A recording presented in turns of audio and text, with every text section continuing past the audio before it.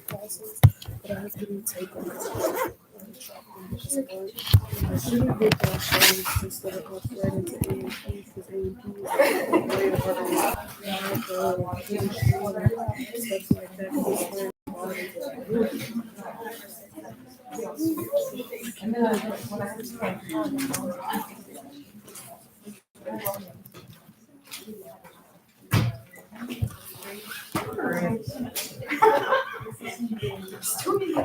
Y'all made it here today?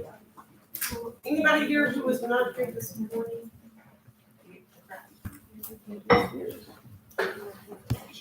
So we're gonna go through the lab syllabus, then we're going to take a gander at Blackboard again. Maybe it'll be better.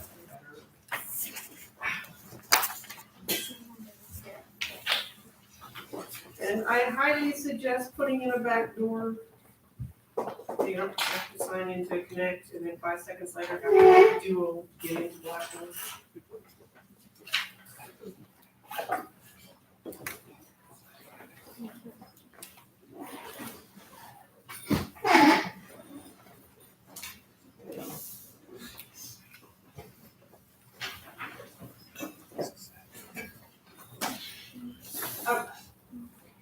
So, going through the lab syllabus, it's still me, still the same email address, still the same office, which is just that direction. So your lab grade again is 25% of your overall. So that is going to have 20% for your practical average and then 5% for the quizzes. So here we have, again, the dates for all of our practicals. Our first one is next Monday. Mm-hmm. At least you get it the day after our weekend, so maybe extra study time. And again, the practicals along with the pre-practical average will be 20% of your grade. With the practicals, they are 50 questions, fill in the blank. They're the only things that I do fill in the blank. And again, they have to be fill in the blank because practical is short for practical application of knowledge. And I've never seen a patient show up at a doctor's going, A, B, or C is wrong with me. Not unless they, went to WebMD and they're dying. So it's one of those you actually have to know words and stuff like that. So we do fill in the blank. With the practicals, there's going to be the first journey are pointing to, and that's where I point to the models. That's where I point to the slides. That's where I point to the dissections of the stuff that we experience in lab. And then the other 20 are word questions, so they could be questions off of old quizzes or definitions or functions or anything like that. So I might ask, what is the most superior structure in the human body? And you would put hair on top of your head, which would have been an easy question. So that's how the practicals are set up. Now, with the practicals, they do not drop because they're kind of a big deal, but we do allow for makeup. So if you miss a practical, you can make it up during finals week with prior arrangement. So if you miss practical 1, when it gets closer to the end of the semester, we'll schedule a time. I do makeup practicals the Wednesday before the final, so you would schedule a time to come in to do that makeup practical. You can only make up 1 practical, so if you miss 2 or 3, you get to pick which one you want to make up, and the other 2 just stay zeros. And they will only be given with valid written excuse. So doctor's note, death certificate, jury summons, bail bond slip. If you die, you can make it up, that kind of scenario. Now, makeup practicals are not going to be the same as the original.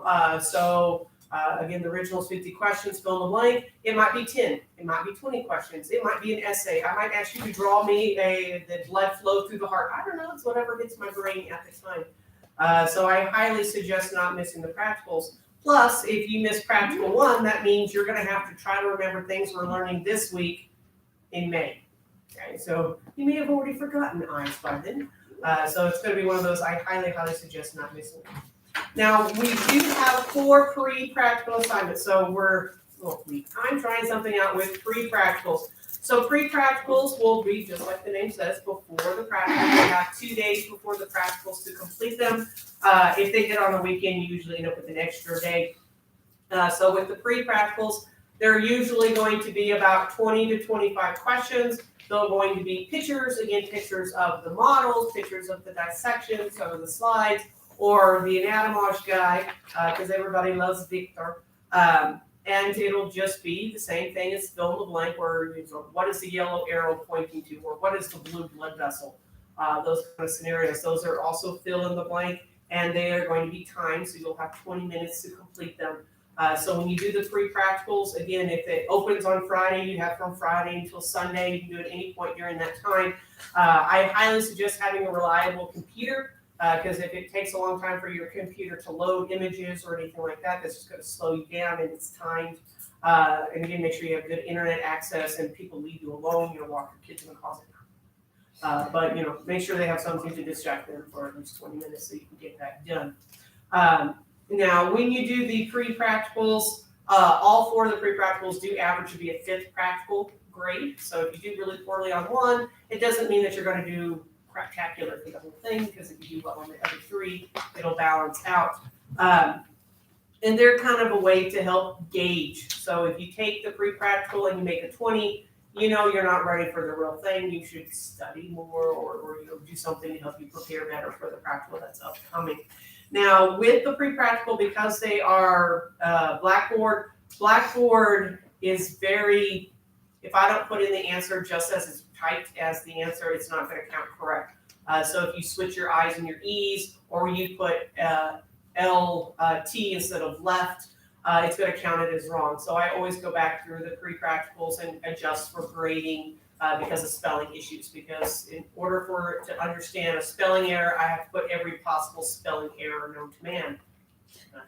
It's just easier to regrade. So if you do the pre-practical and it comes back as 25, don't despair. You may have done better once you correct for those spelling errors. Now, the pre-practical, once it closes, it will be available to view. So if it closes Sunday at 11:59, you could be on the computer at midnight Monday morning, if you're that into it, and you can see what those answers were, so you can use that to help you with the study process, how you choose to use that. So that will be a 5th practical. We get all 4 practicals in person, and the 5th average will be 20% of your grade average together.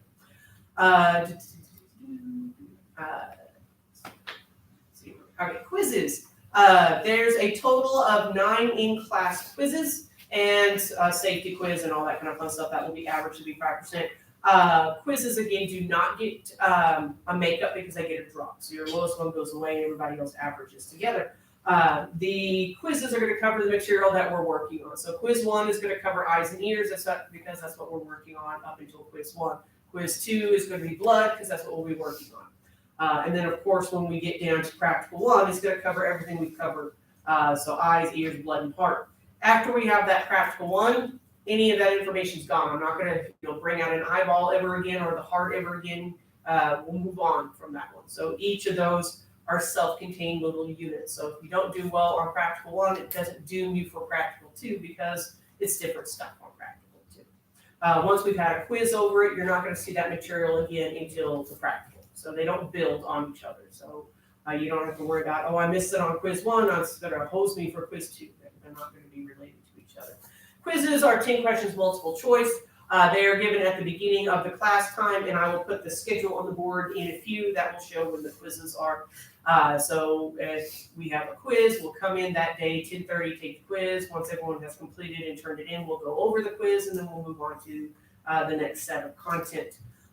Quizzes are always, again, multiple choice, no pictures or anything. It's kind of getting you used to the word versions of those questions. Now, I do have different bonus opportunities. So I do have bonus quizzes. Bonus quizzes are often given the day before the actual quiz. They'll be at the end of the class period. So for you guys, that would be at 11:30, and they'll be over models, and there'll be a total of 5 questions. They're worth 2 points each. You can earn up to 10 points onto the next quiz. So if you make an 8 on bonus quiz 1, you're going to have something 8 on quiz 1. If you make an 8 on bonus quiz 1 and miss quiz 1, you made an 8. Okay, so you can't take the bonus points and put it onto a different quiz. So the 1 goes to the 1, the 2 goes to the 2. So they match up with each other. So we'll be going through those. Other bonus opportunities will have lab lists, which I will show you in a few moments. So they have the due dates. That will be on the board. So if you do the lab list, you get points for those onto the practicals themselves.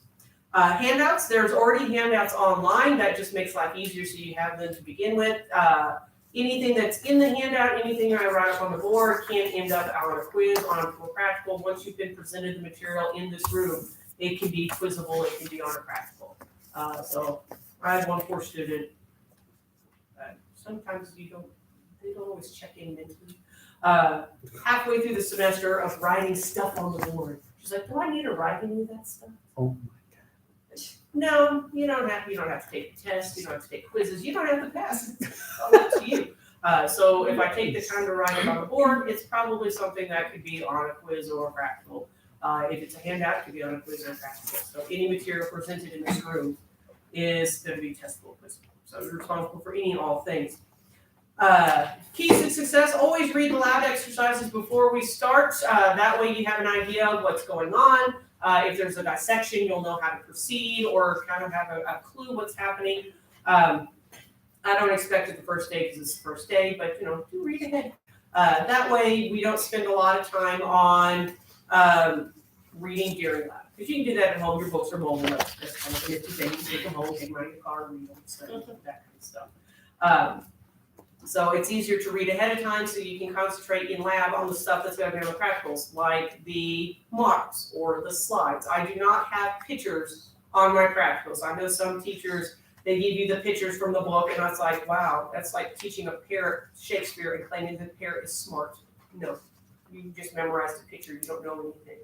So I don't do memorization of pictures. We do models. We do actual touchable things. We don't do photographs or anything like that. So use your time in the lab to study the stuff that you don't have access at home. Your lab book, you have access at home, so you can study the lab book when you're at home. Plus, by reading it ahead of time, if you have questions, if you want to write those down, when we go over the material, maybe we'll answer those questions. If not, you can always ask them. So it's best to be prepared coming to class so you don't waste time and be able to start lab with what are we doing, how are we doing it, that kind of scenario.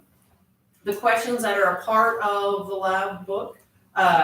So throughout the lab, obviously there's little stop points, little questions. At the end, there's the reviews. I don't take those up for grades because I don't want you to lose paperwork or wait on me to return paperwork, that kind of scenario. But those are a good way to test. If you have to look up all the answers in the lab book, you're not ready for a quiz or a test or a practical or anything like that. So you use those as a way to help you study and prepare for the material. Extra time in lab. For me, I have that distinction of lecture is lecture. I talk the entire time. It's an hour and 15 minutes of me not shutting up. When we get to lab, it's more you. It's you-centered, you-based. So typically the way I have lab set up, it's a 2-day block. The first day is you're presented the material. So if there's stuff to write on the board, I'll write it on the board on the first day. I'll do that in a moment. We'll go through the lab book and cross out all the crap. You don't have to know. That's everybody's favorite part of, let's not know this stuff. So I talk a lot the first day because we're going through the lab book. I'm introducing the things. The second day is you. Okay, so unless we have something like a dissection that we have to do together, you can come in and you can just break out the models immediately. You don't even have to wait for 2:30. You can just start studying, and that is your time to study. So unfortunately, for a lot of people, that makes it seem like there's extra time. And in part because I'm not going to waste your time going over the models up here. So looks like someone's already pillaged over here. We're going to call it people not putting crap back where it belongs. Right. So we'll use this as my example. So this is not anything we're doing anytime soon. This is the respiratory digestive stuff.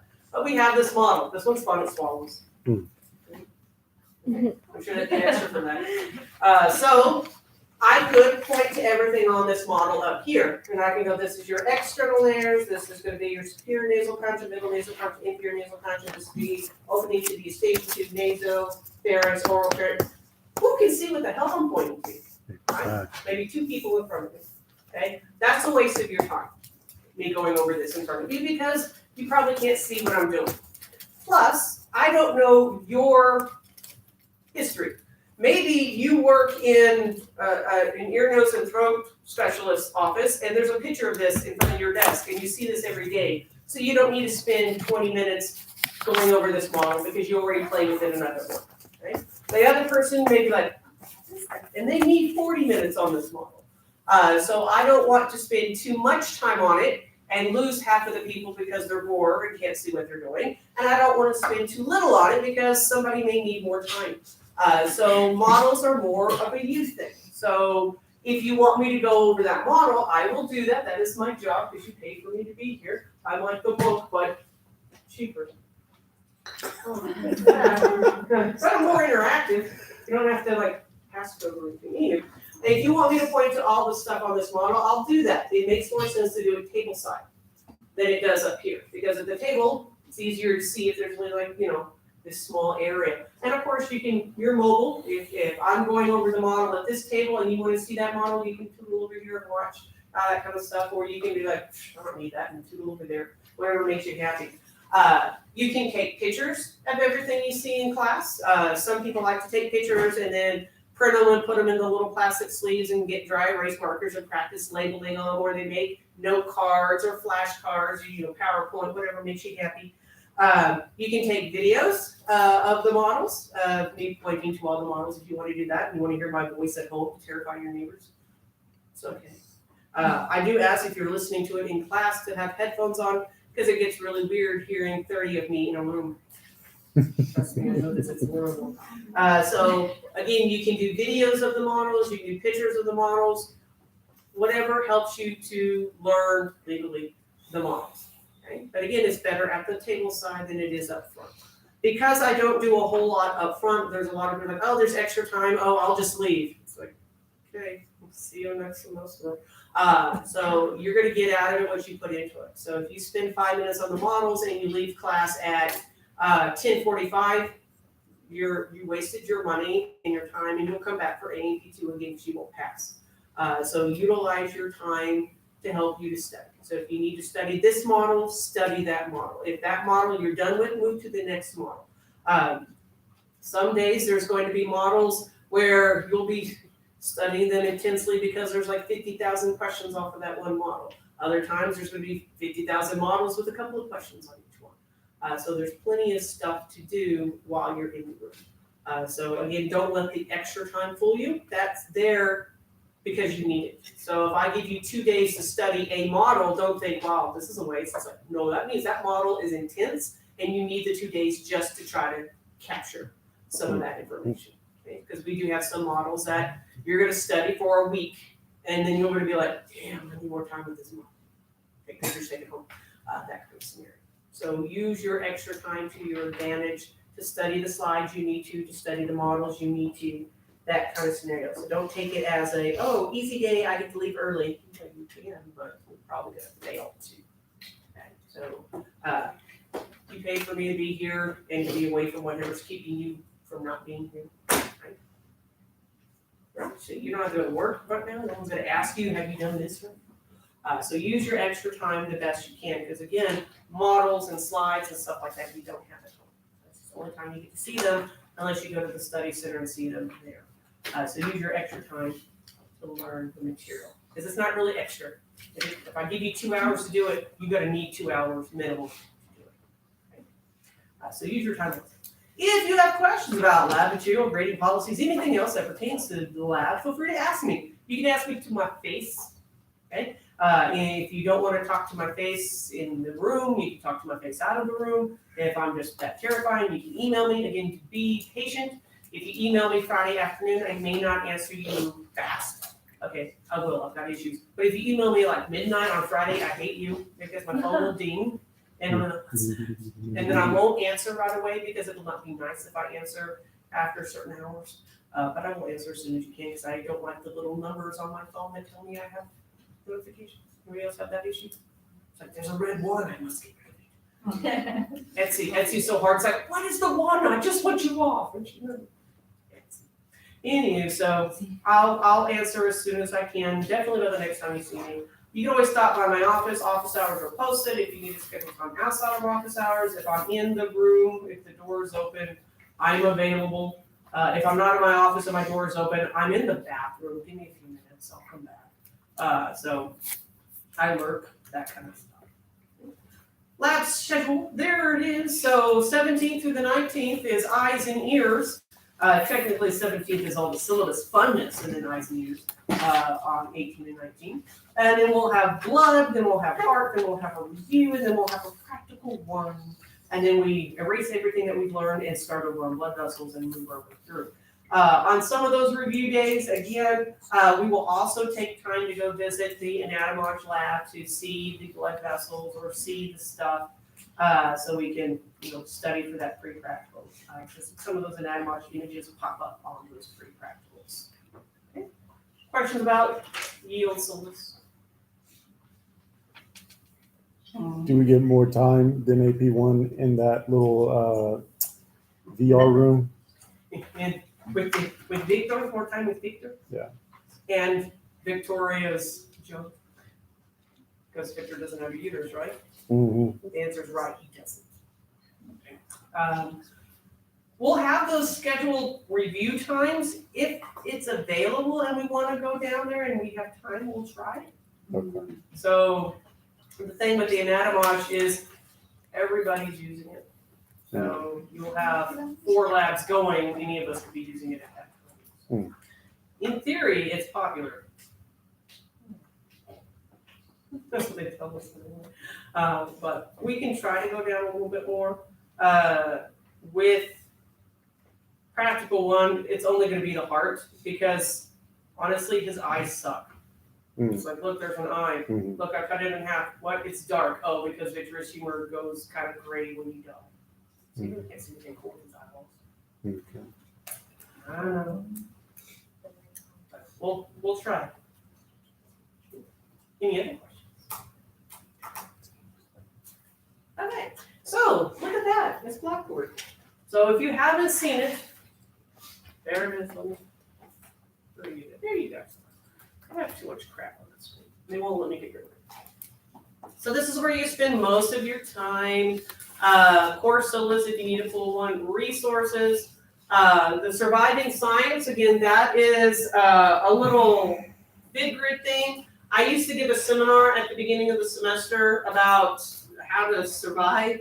But unfortunately, being 8-week courses, it's really hard to find time on the first week to do it. So it's easier to just do it as a little thingy. If you complete this by March 23rd, you'll get 5 points on test 1.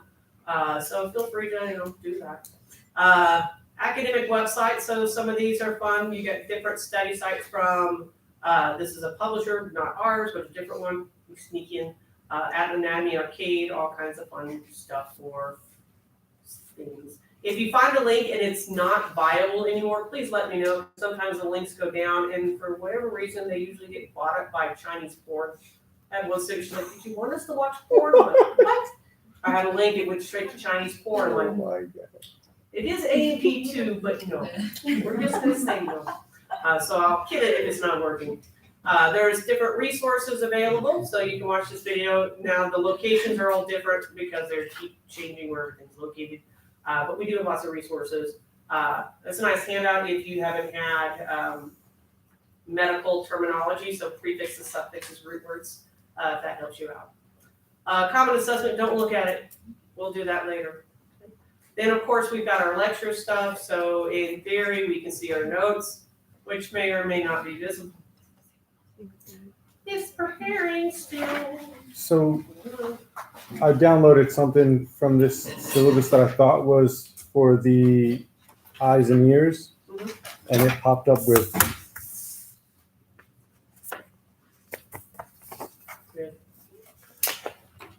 the special senses. Yep. Okay, perfect. Okay, sweet. Yes. So The title just wasn't the same as like the on there, so it confused me. Because I'm too lazy to write special senses, eyes and ears. Nice. Okay. I do that. So 2 chapters there. Your homeworks again. These lovely 2 homeworks and then your test review. Same thing goes throughout for the whole thing. And if there's handouts, the handouts will pop up. Oh look, there's a handout. So if they're there, they're there. Then of course we got our lab stuff. So practical 1. Of course we've got our safety quiz. Spoiler, it's the exact same one from A&P 1. So make sure you get this done before next Monday so you can stay in the class.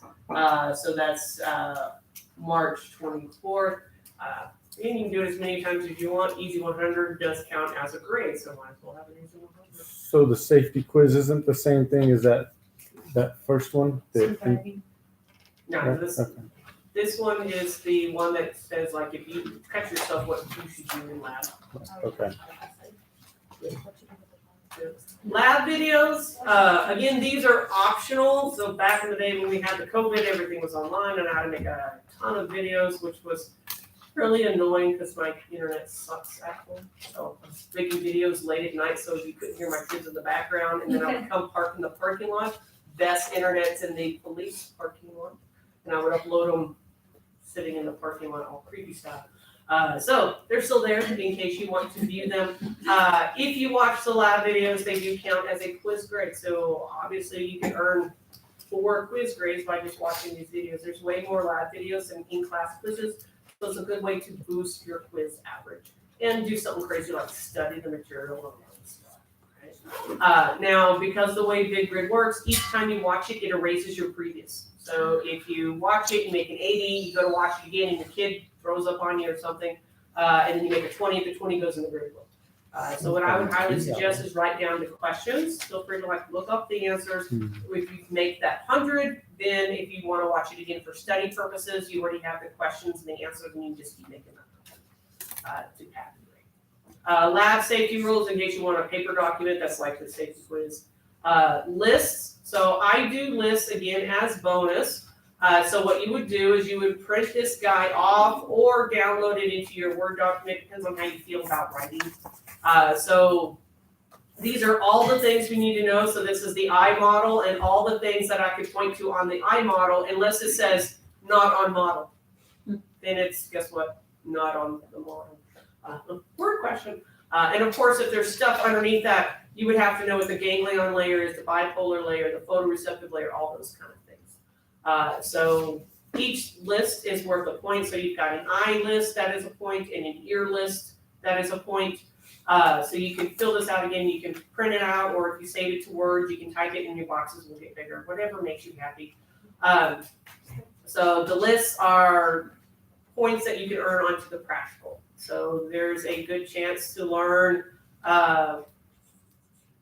so eyes, ears, and heart, that's 3 bonus points right there on the practical if you complete them by the time you're due, and I'll put that on the board in a minute. There's a handout for practical 1, which I'll reference. That handout's for blood and for a little heart stuff. And there's a big bonus right here. This is the biggest bonus for lab I do. This is 8 fun-filled pages of coloring, labeling, fun, and you get a point per page.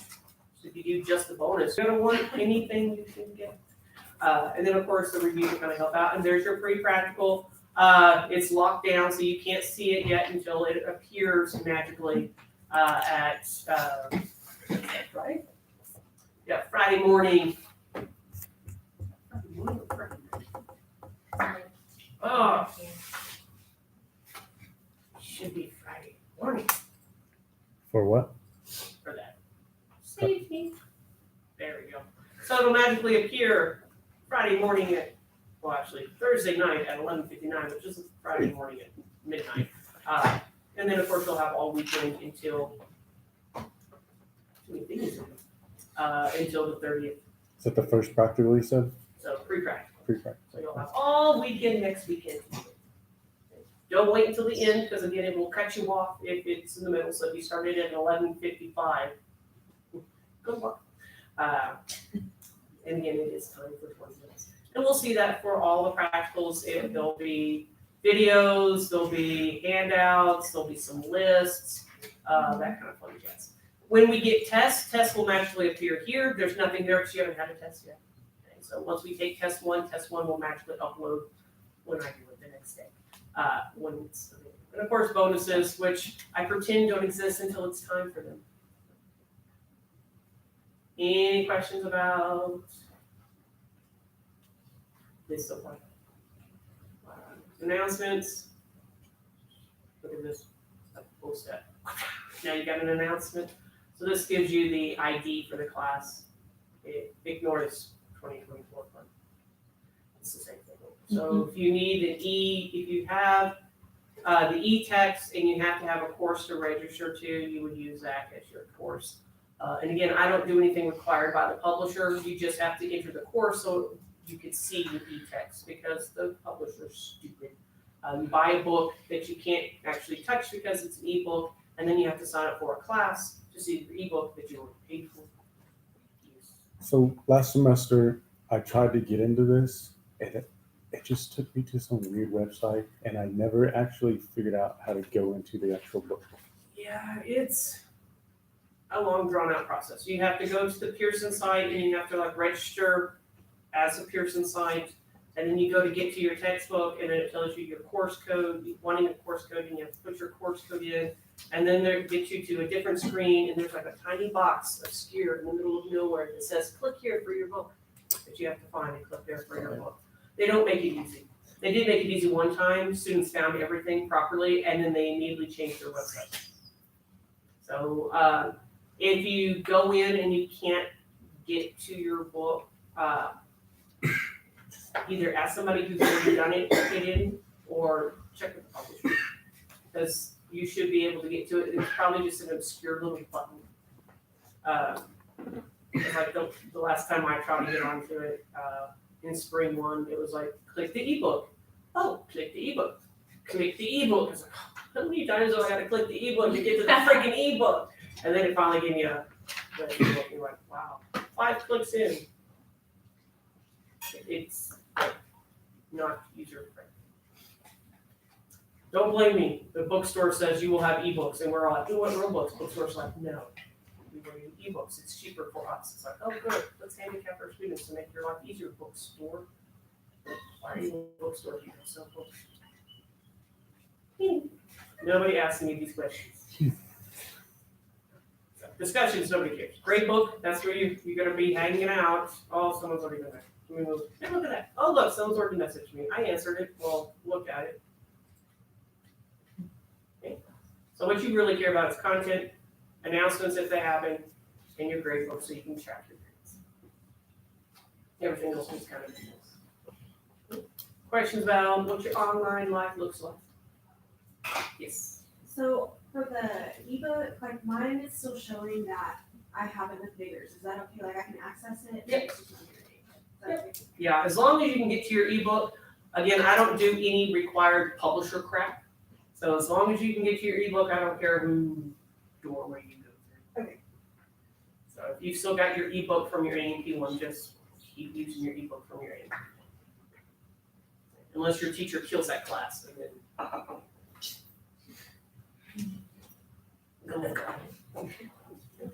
Any other questions?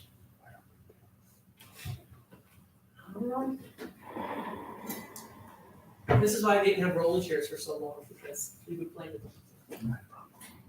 So our next thing is making friends. Because sometimes you need a friend. Okay, so it's like Match.com without the serial killers. Alright.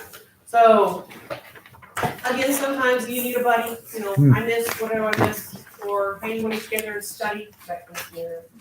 So each row is represent an individual at your table. So name and contact information. Again, if your name is William and you go by Bubba, put Bubba down, whatever you want to be called. My homie, whatever. Contact information. Again, contact information you're willing to share and respond to. Don't put your phone number and don't ever call or text me. So it's something you're going to communicate with. Previous courses, relevant background. I'm going to guess everyone's going to put A&P 1. Maybe you've watched all of Grey's Anatomy. I don't know. I stopped watching like a decade ago. It just got too much. Why am I taking this class? You've already answered that once. So recent professional or personal achievement.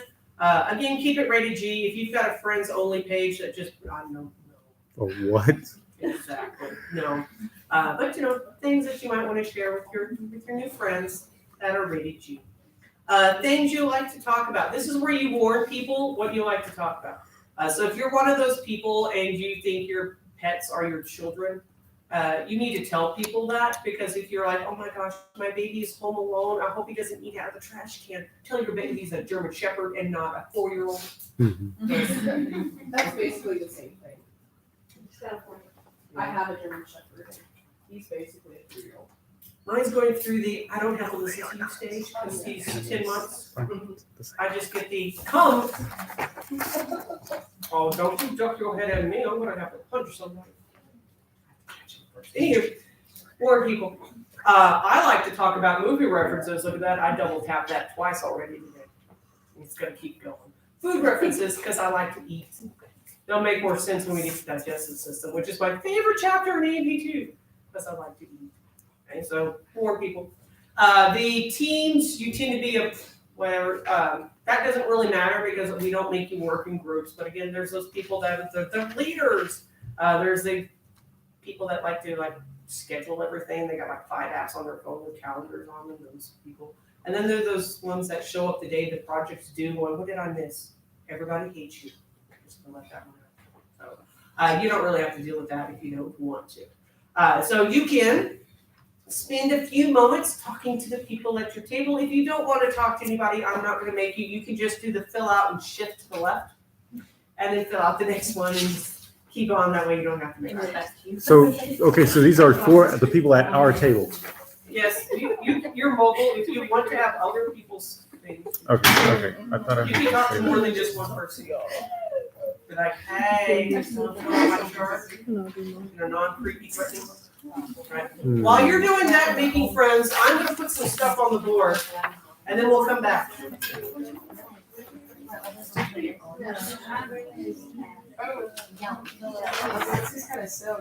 We'll fill our own, right? We just pack it No, on. I don't know.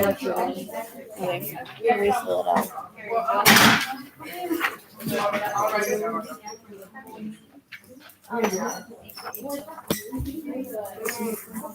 We hit this serve. Whenever you said this, I guess he doesn't like it. I saw my name and I was like, oh, she doesn't know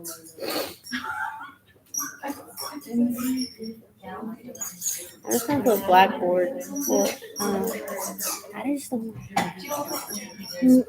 like so. If he comes back to this table, I'm just gonna put blackboard. If y'all need my number, I'll give y'all my number.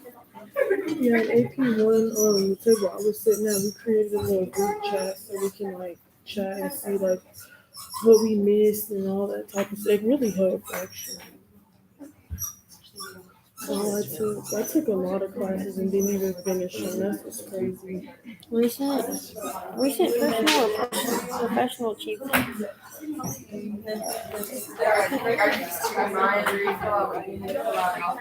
I'm just gonna put my job. I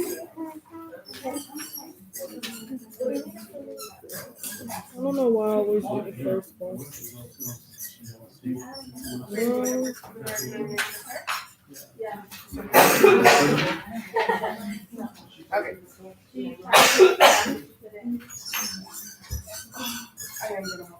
Let me just say,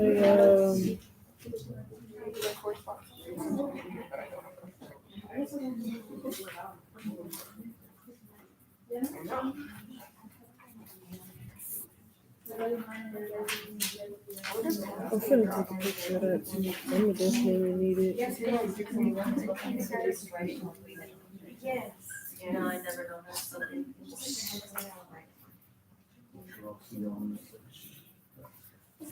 Okay. Keep it the same.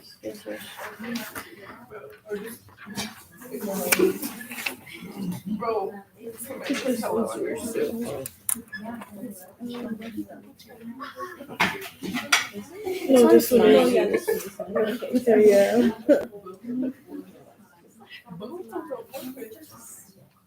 How do you say I your know, name? that's what I was thinking. I was like, yeah, Let me see. That's what I thought, but I don't want to say it wrong.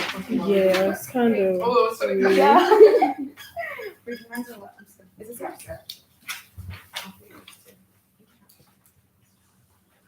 I like to talk about school too. Especially when I know I'll talk about it. Mm-hmm.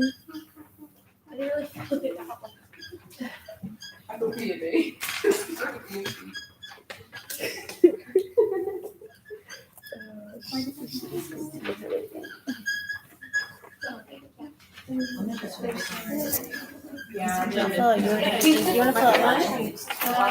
You want me to fill out one of yours? Sure. I already made a calendar. Oh, what am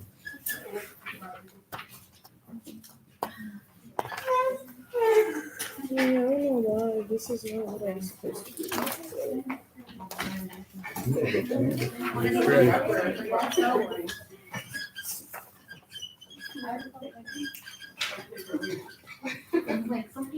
Y'all do study groups? Not really. I kind of study by myself, but that's just because I study at my own pace is why I Me do that. too. I don't, yeah.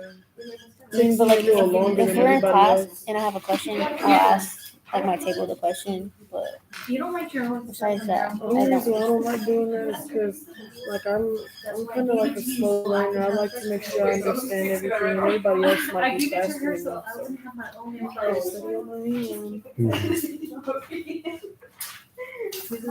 Where is she writing?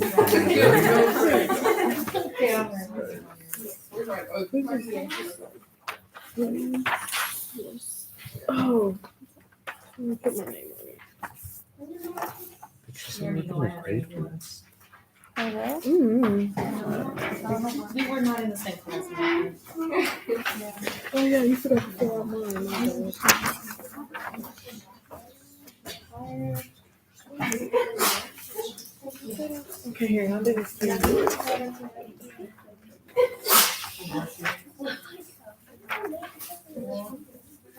The bones of the orbits.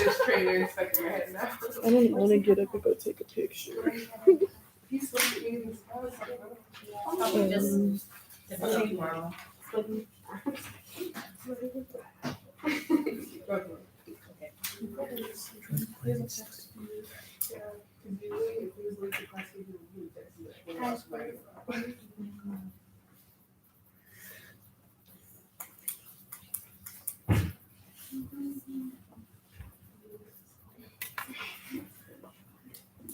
Actually, all the way from back here, my phone's good. I'm gonna have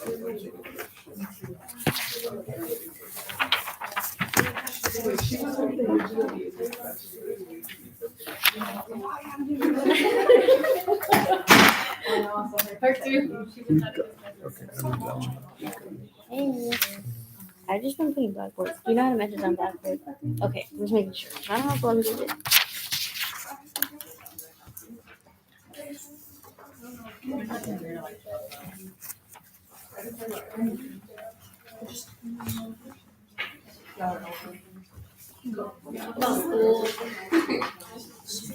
This is mine, with my name.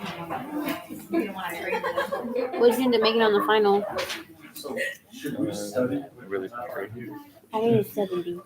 And on the test before that, I made a 63 or 53. One of those. I think that's what I made on the side. I ended up with the thing. What did I finished with 87. I saw her on the way to hard to get my book. You saw Dr. Niggers? Did she say anything or not? I got her a gift card to HTO for her birthday. She was just thanking me for that.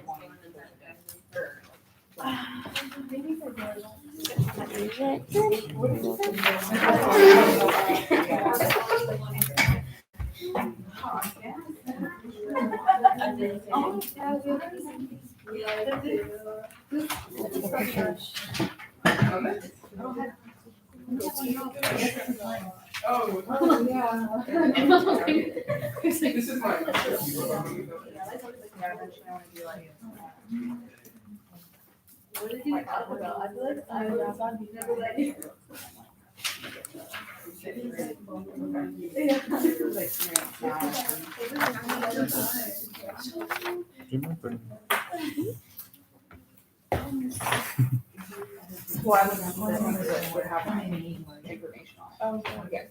Yeah, so that one's yours.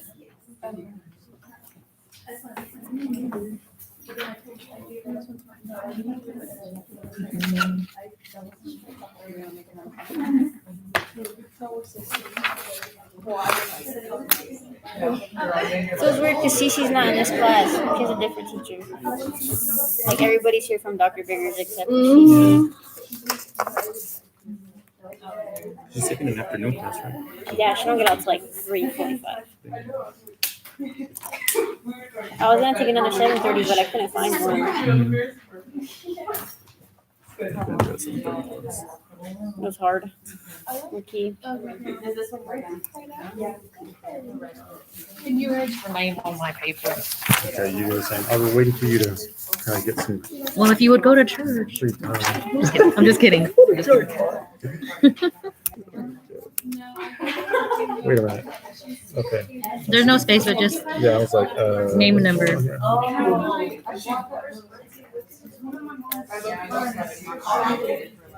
What are you going for? Nursing. I already texted Brienne. Really? I was like, is Brian in AMP1 Lamb? And she's like, I don't know about Lamb, but he is in AMP2. Mhm. And I was like, I think I see him.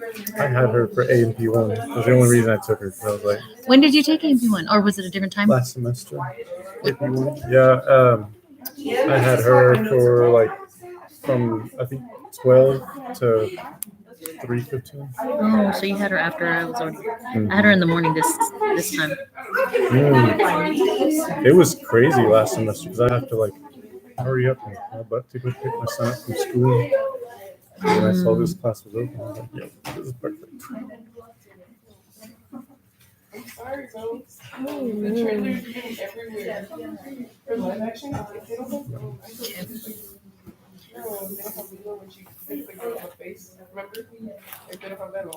So what did you finish your class with in AMP1? An 80.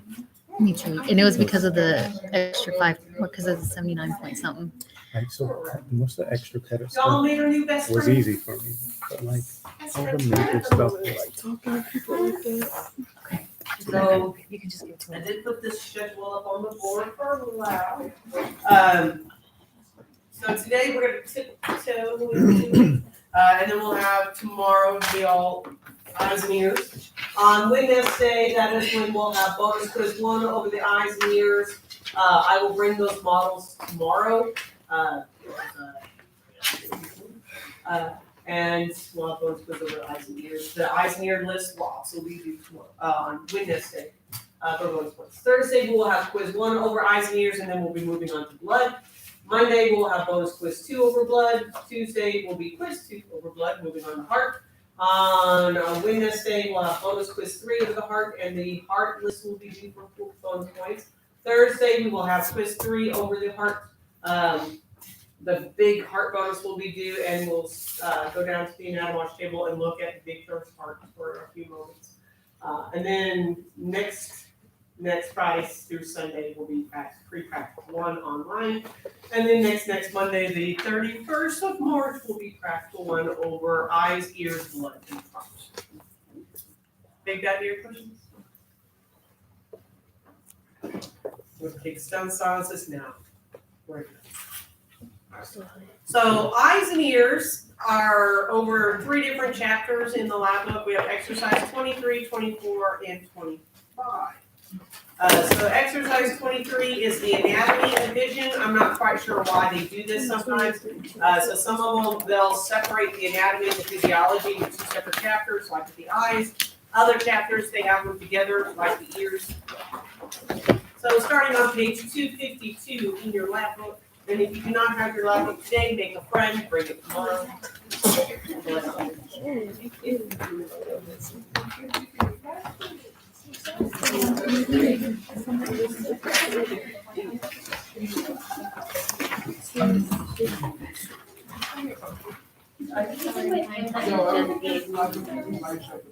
All right, are we there? You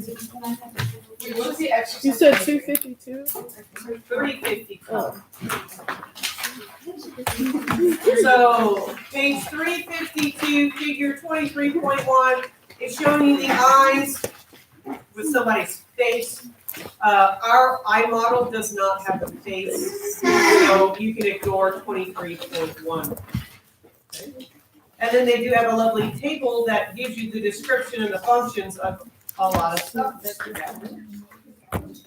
figure 23.2 is showing you the different muscles that move the eye around. So of course we'll be able to see these muscles on our eye model and need to know what they do. Now the bones of the orbit, so the bones that hold the eye in place, again, I put them up on the board. We've got the frontal bone, the maxillary, the zygomatic, the ethmoid, sphenoid, and the lacrimal. So those would be word questions. We're not going to point to those because I'm going to assume you already pointed to those bones in A&P1. Yes, back in the day. If not, shame on you. So that's just going to be a word question.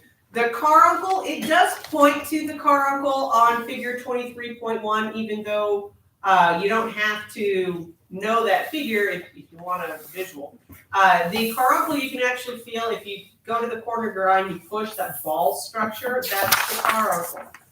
So the caruncle is going to be a combination of sebaceous and sweat glands. And it is going to secrete material in the corner of the eye that kind of spreads every time you blink. It collects and becomes the whitish material if you get the little white gunk in the corner of your eyes, especially on a dry day, or you wake up the next day and you have sleep. That's from the caruncle. So the reason why it's important is so your eyelid does not stick to your eyeball, right? We all know what happens when you wet your t-shirt, right? It sticks to you. It sticks to you. That's why they have contests for that and that kind of crap. If you just had the eyeball that had plain tears on it, your eyelid would actually stick to your eyeball, and every time you open it, you'd have to unstick it. It'd be like a wet t-shirt all the time. It'd be very irritating. So the caruncle is going to have some sebaceous secretion, so oil, and that oil is going to create a nice little slick that's going to keep everything from sticking together. And of course, oil, we learned in A&P1, sebum is slightly antibacterial, so that's why a lot of stuff doesn't grow on the surface of your eye, even though it's very moist and in a nice warm spot to be. A lot of things won't grow. No one gets penicillin in their eye or anything creepy like that. It's also going to have some sweat glands. Again, sweat is going to give it some of that liquidy material.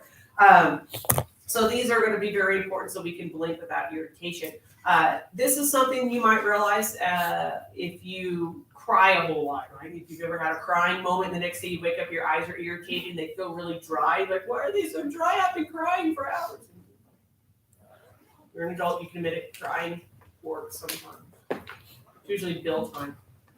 So are eye boogers technically the secretion from the caruncle? Mhm. Okay. Yep, just cleaning up the junk and collects.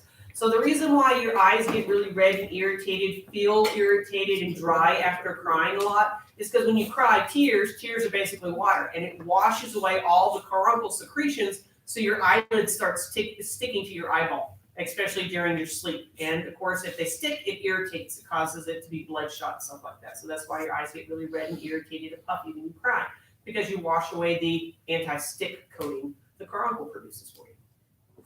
In case you've ever wondered how come they feel dry and irritated, even though you've been crying because they're wet. It's because you get rid of the oil and stuff starts to stick to each other. And you'll produce more secretions of the caruncle if it's really windy outside, your eyes get kind of dry. When you have dry eyes, usually the caruncle that's not functioning as much as versus your tears. Because we need that oil to keep things from sticking together. Now the plica semilunaris, the term plica means fold. Sounds like the perfect name for a Pomeranian, doesn't it? My dog Plica that it keeps. So plica just means fold. Semilunaris means half moon shape. So it's the half moon shaped fold at the corner of your eye. It's the pink flap that covers the caruncle. So that little guy for us is just a piece of skin, a piece of flesh that has to be kept moist. In other animals, like in your toads and your alligators and cats and dogs and stuff, it's the nictitating membrane. So the nictitating membrane in amphibians and in your aquatic reptiles is that clear film that covers their eyes while they're underwater. So that's how they can open their eyes underwater without the water damaging the eye. They've got a clear eyelid that helps them out with that. In cats, you can usually see that when they're getting really lazy and that kind of white film kind of goes over half their eye when they're halfway asleep. Lazy cats. So theirs still moves a little bit. Us doesn't move at all. Okay, so we've lost the ability to have built-in goggles when we go swimming and things like that. Because as primates, we're not aquatic. We're actually one of the few primates that know how to swim. Most of the other primates will just drown. Yes. So plica, humans, and the other one was for animals is called the Nictitating membrane. nictitating. So the little membrane that covers the eyes when they center bar. So we're losing that one. Obviously, we don't use it anymore, but we still have that little remnant. So that's what that piece of flesh is for. It's leftovers. Okay. Figure 23.3 on 355. Picture A is a nice cross section. Picture B, you can ignore. We're not going to really look at that view, and it's not going to look like that pink rug. Kind of looks like something from the hippie ages, so you can ignore picture B. So picture A, spiral side or your 3-hole punch side. You can cross out the ciliary zonule. Nobody cares about that guy. You can cross out the anterior pole. Where we have the anterior segment and the posterior segment, I use the term cavity. So it used to be just called the anterior cavity, posterior cavity, but now books are changing it to segment, which to me is really weird because they are cavities, they're spaces, they're not chunks of things, but they don't ask me when they change. Now, they talk about the division of the eye, the chambers of the eye, on the previous page, on page 353, where it says internal chambers and fluids of the eye. So anytime they have anterior segment, I will always have anterior cavity. If they have posterior segment, I will always have posterior cavity. Now, if you write segment, you're still going to get credit because that's what your book says, but you'll never see me use the word segment. Okay, I say anterior cavity, posterior cavity. So your anterior cavity is from the lens forward. So your lens is kind of your barrier between. And your posterior cavity is lens back. The posterior cavity has vitreous humor, it has your eye jelly. Okay, so it's a little bit squishier. Your vitreous humor does not change. You have the exact same vitreous humor you were born with. Your eyes actually don't grow. So that's one of the reasons why babies have huge eyeballs. It's because you grow into your eyeballs. Okay, so your eyes don't grow your entire life. Kind of fun, creepy. But your vitreous humor is exactly the same, never changes. Now, the anterior cavity is filled with aqueous humor. Aqueous humor is constantly produced and recycled. So in 90 minutes, you're going to have all new aqueous humor. So we'll talk about that in lecture. But it's more of a watery fluid, which is why it's called aqueous humor. So aqueous meaning watery. Vitreous humor meaning viscous, so jelly. Now, your anterior cavity is separated into two regions by the iris. So cornea to iris is the anterior chamber, and the iris to the lens is the posterior chamber. Now, your book talks about that again in the reading in that paragraph, but see the iris, everything in front of the iris is the anterior chamber, and then the iris to the lens is the posterior chamber. Sometimes it's kind of easy to remember that because chambers are kind of like rooms, right? Some people say bed chamber instead of bedroom because they're weird, right?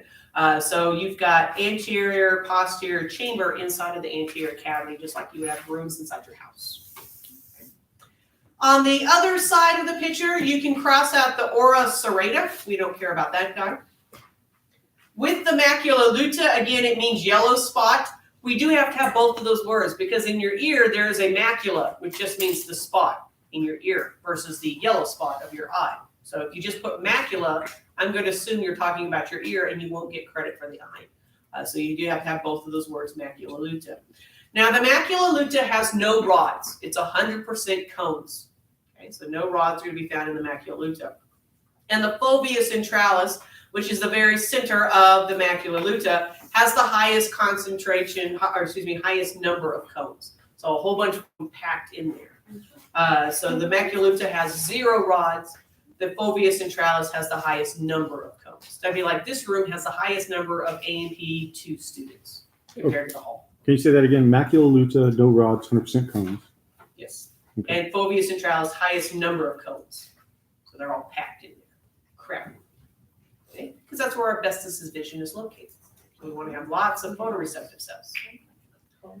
Okay? You can cross out the posterior pole. Nobody cares. You can cross out the central artery and vein of the retina. Nobody cares. Figure 23.4 shows you a slide of the retina. So we will look at the slides tomorrow. Okay, so we'll break those guys out. We'll do our eye dissection on Wednesday. Okay, so the eye dissection, again, the dissected eye can be on the practical, but it's not going to be on the bonus quiz because I don't do dissections on the bonus quiz, it'd just be too messy. Okay, so we'll do the dissection on Wednesday, and we'll do the slides tomorrow. So we'll see the cross-section of the retina tomorrow on the slides. Figure 23.5 is showing you the cow eye. Our shot at first. Okay. We've got a bag of eyes that, if once open, goes into a bucket of eyes until we use them all. So they've probably been at AC longer than you have. So they're not going to look this great. Okay. So sorry. If you want to see eyes like this, go work at, IBP or something. Is it still called IBP?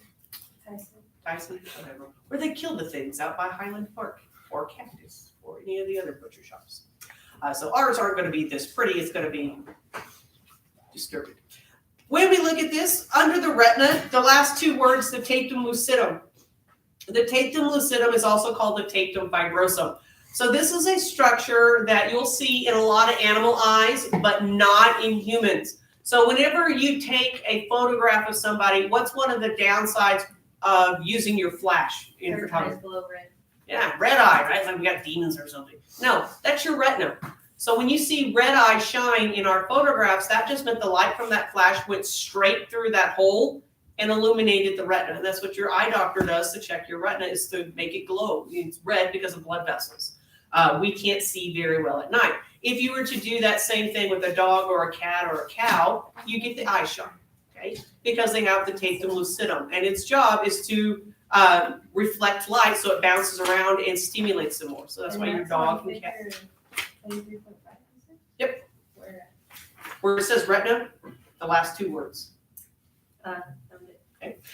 So when you look at a cow or dog or whatever at night, they'll have that eye shine so they can see better. So when the animals have eye shine, they have good night vision. Now, fun things about the tapetum lucidum or fibrosum, they're used interchangeably. The color is usually species specific.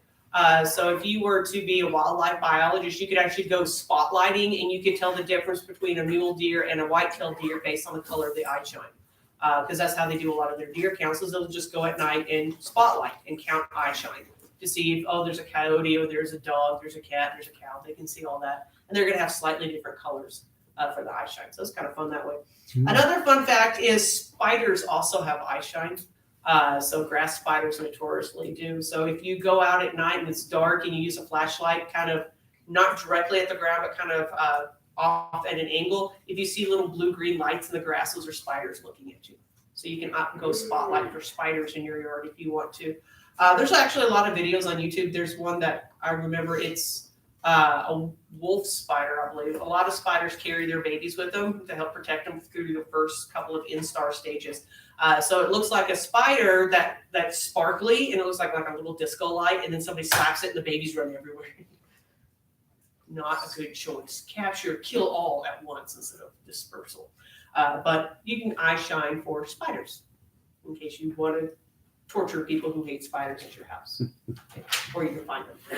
So we don't eye shine, but our cow does. And this is going to be the prettiest thing you've ever seen on a dissection. Okay, so we'll do that on Wednesday. Figure 23.6, this is a nice picture for lecture. We'll talk about the parts of the image that cross over and don't cross over. So lecture, yes, we don't care about this for lab. So 23.6, you can ignore for lab purposes. 24 is the visual stuff. Activity 1, demonstrating your blind spot. We're not going to do that, so you can ignore activity 1.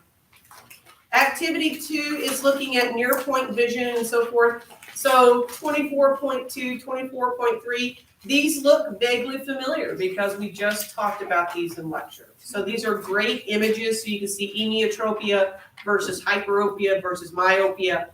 So good lecture images, but we're not going to talk about those for lab. So 24.2, 24.3, ignore for lab, yes for lecture. Visual acuity. In order to test for visual acuity, you're going to use what we call a Snellen eye chart. You probably know it because it starts with the letter E. Okay, and then you read till you can read nothing anymore. That's called a Snellen eye chart. So that's visual acuity. So that's what you would use to see or determine if you have emmetropia or hyperopia or myopia. So the Snellen eye chart, underneath the bold-faced word that says visual acuity on page 365, the right below that is the Snellen eye chart. Okay, so they took ours out of here, bums. But I'm pretty sure you can identify a big letter E and all the other things underneath. I don't know why it always starts with E, but it does. So that's your Snellen eye chart. Now, with visual stuff, with hearing stuff, and everything, I'm not going to require you to do the testing because technically, if I require you to do human testing, there's a form you have to fill out so the FDA doesn't sue me for testing on you. And that's simple things like if you did an eye test, that's a human medical test. You're supposed to sign a waiver for that. So some people forget to have their students sign waivers, and I don't want to deal with the paperwork and you suing me because I did illegal human testings on you. So with our testing, whether it's eye or blood testing or anything like that, you need to know the tests, you need to know the results, what could happen if there's a problem, but I'm not going to actually make you do that. So we do have Snellen eye charts if you want to play with them, but you're not required to test your vision. I mean, obviously vision isn't a big deal, but blood testing, someone could sue because they got an infection because they pricked their finger too deeply and they bled everywhere. Or, oh, I found out I had AIDS through this blood test and now everybody knows it. I'm going to sue you for a violation of privacy. There's a lot of quagmires medically with testing, and I don't want to have to get into HIPAA. That's your nursing crap. We'll get to that in nursing school. But activity 3 is testing visual acuity, so you need to know the steps for doing that, but I'm not going to make you do that. Activity 4 is the astigmatism eye chart. We saw that guy over there. So with the astigmatism eye chart, it looks unassuming. All the lines are the same length and the same width and spaced out exactly the same. If you have normal vision, you don't have astigmatism, it looks fine. If you have an astigmatism, some of the lines will look thicker, some will look thinner, some will look shorter, some will look longer. You start it long enough, it starts moving. It's trippy as hell. And that's how they can tell you've got a weird wonky eye, is because you see things that aren't there. When you have astigmatism, you'll see starbursts for light at night versus little pinpoint light. So driving at night sucks in the rain. Anybody else have astigmatism and it becomes a light show? It's horrible. Okay, so even with corrective lenses, sometimes the astigmatism eye chart can still be a little tricky. Okay, so we do have them up on the screen. You do have them there. Testing for color blindness, I will show you those tomorrow. We have the different Ishihara testing. It's actually Japanese and not Latin, but you can test for color blindness. So I will show you those tomorrow. Binocular vision, depth perception, we're not going to do that because you could hurt yourself. Okay. Activity 7, we're ignoring. We're not going to do reflexes. Activity 8, using an ophthalmoscope. So OPHTH means eye in Latin, which is really weird. You would think it would be a short word, but no, it's a really big OPHTH. So the ophthalmoscope, again, I will bring the ophthalmoscope out tomorrow, and you can see what it is, and it's used to view the retina. Okay, so figure 24.6 is showing you what you would see using the ophthalmoscope. We have ophthalmoscopes and otoscopes. Our battery packs don't work because they're outdated, so they're like antiques. But you can see what they look like, even though we're not playing. So that's the eyes. We'll start exercise 25 tomorrow. So we'll go through exercise 25 tomorrow, cross out the stuff we don't have to know, show you the tools, show you the slides, and then start looking at them.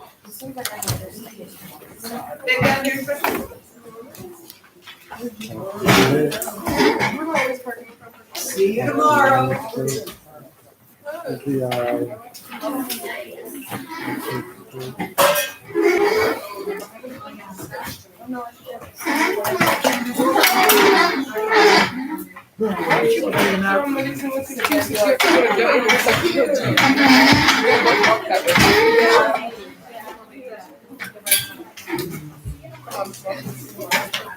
Dude, actually, yo, I like to.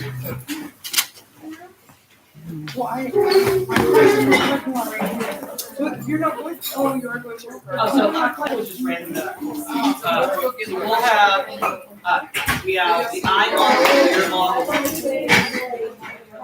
so I'll bring those tomorrow. I just didn't bring them. Those are 82 land. Wanted to make them slow.